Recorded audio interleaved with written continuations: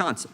Mr. Fitzgerald for an opening statement. Thank you, Chairman. Charitable bail funds generally flew under the radar until 2020 when the George Floyd riots caused revenues to balloon, thanks to solicitations from celebrities and politicians, including then Senator Kamala Harris. What used to be small community-based organizations that help post bail for nonviolent misdemeanors, it has now grown into a multi-million-dollar industry. For example, the Minnesota Freedom Fund saw revenues increase by 18,000% between 2019 and 2020. Similarly, the Bail Project saw its contributions triple in 2020 to nearly $42 million. These funds are nearly indistinguishable from crowdsourcing websites. There is no relationship to the defendant. The donations come with little to no scrutiny, and there's no guarantee that the money would have to be paid back. Perhaps more alarming, what was intended to help bail out low-level, nonviolent protesters has instead been used to release violent felony offenders back into the streets with little to no oversight. In 2021, for example, the Minnesota Freedom Fund, which then Senator Harris actively promoted, released a domestic abuser back onto the street.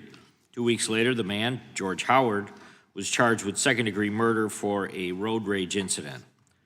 Michael DeWitt of Louisville, Kentucky, was bailed out by a bail project in February 2021 after being arrested on multiple charges. 2 months later, he was arrested for murder.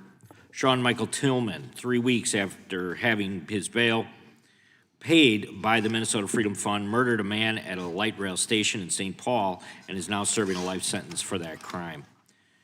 Mr. Chairman, the list goes on and on. According to an investigation conducted by CNN, in Hennepin County, Minnesota, the Minnesota Freedom Fund has bailed out at least 65 defendants who are awaiting trial on felony charges involving violence, physical threats, and sex crimes.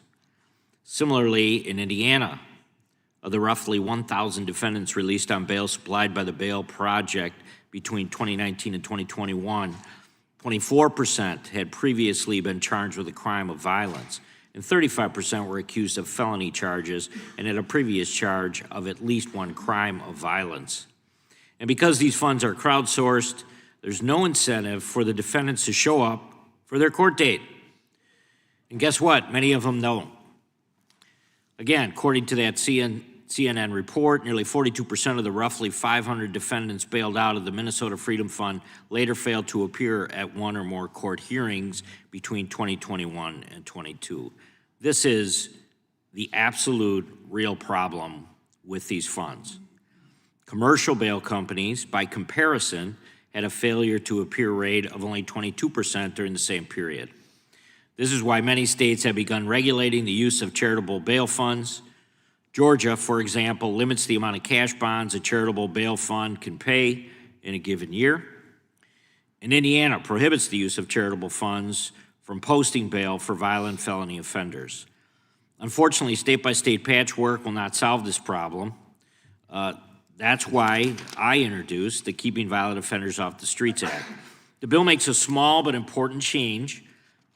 It's very small, but important change to our criminal code to define bail bonds as an insurance product, thereby subjecting them to the same federal background check and regulatory requirements as those of for-profit bail agencies.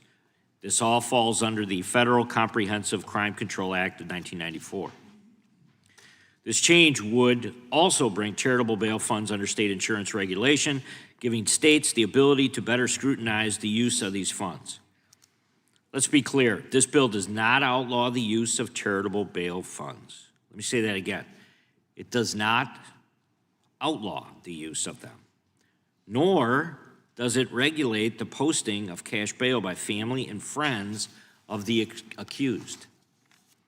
This bill merely says that if you're operating as a non-for-profit with the purpose of posting cash bail, you should be subjected to the same regulation and oversight requirements as those operating as for-profit entities. This will bring needed oversight to organizations that for years have gone unregulated, while ensuring accountability of these funds by subjecting them to federal insurance fraud statutes if they misappropriate funds or misrepresent the use of these funds in any financial reports. I would hope that any discussion or debate or amendments that could be offered would be focused on what the real purpose of this bill is and not ancillary arguments about posting cash bail. So I would urge a yes vote on the bill, and I yield back.